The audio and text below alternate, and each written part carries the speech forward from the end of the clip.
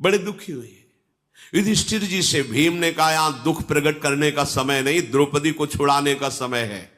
और जैसे सांप कोई पड़ा उसकी पूंछ पे लात पड़ जाए तो फुंकार कर खड़ा हो जाता है, ऐसे गांडीव धनुषधारी अर्जुन ने प्रत्यंचा चढ़ाई और सबसे पहला कार्य किया कि दिव्यास्त्र से उनके मार्ग को रोक दिया। जहां हो वहीं सब पिंजड़े की तरह रोक दिया, कोई आगे नहीं बढ़ सकता। जयद्रथ की सेना की जो घोड़ों की टाप थी वो चिन्हों से भागे उनके पीछे। आगे जब गए तो देखा धौम्याचार्य जी कुशा से जल छिड़कते जाते हैं। किसकी बुद्धि कहीं कोई अपवित्र कार्य न कर दे।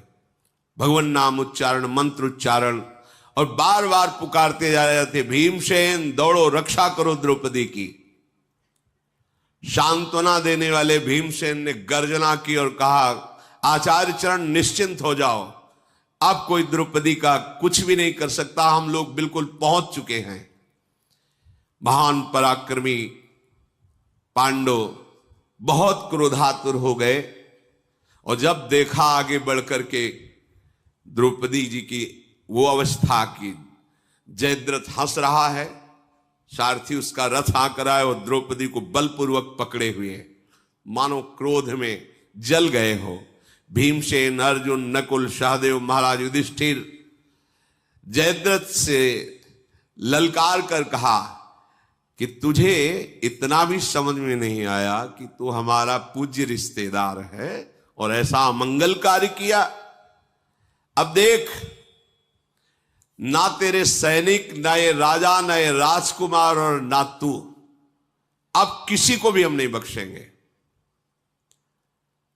जैसे रत्नों से लदी हुई नाव समुद्र में बीच में जाकर विशाल मगरमच्छ की पीठ में टकराकर चूर चूर हो जाए, ऐसे देख भीम की भुजाओं से तेरी सेना कैसे हम लोग विनाश करते हैं। तो अपनी आंखों से देख गांडीव धनुषधारी अर्जुन कैसे तेरे को दंड देते हैं, और देख मेरे भाले का चमत्कार। युधिष्ठिर का बिल्कुल ठीक निशाना भाले का, और तलवार चलाने में कुशल थे दोनों नकुल सहदेव।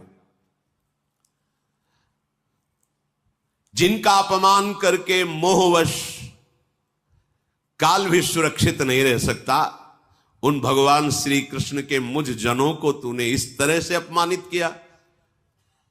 द्रौपदी को तूने स्पर्श किया, अपहरण किया, ऐसे चिल्लाते जा रहे हैं।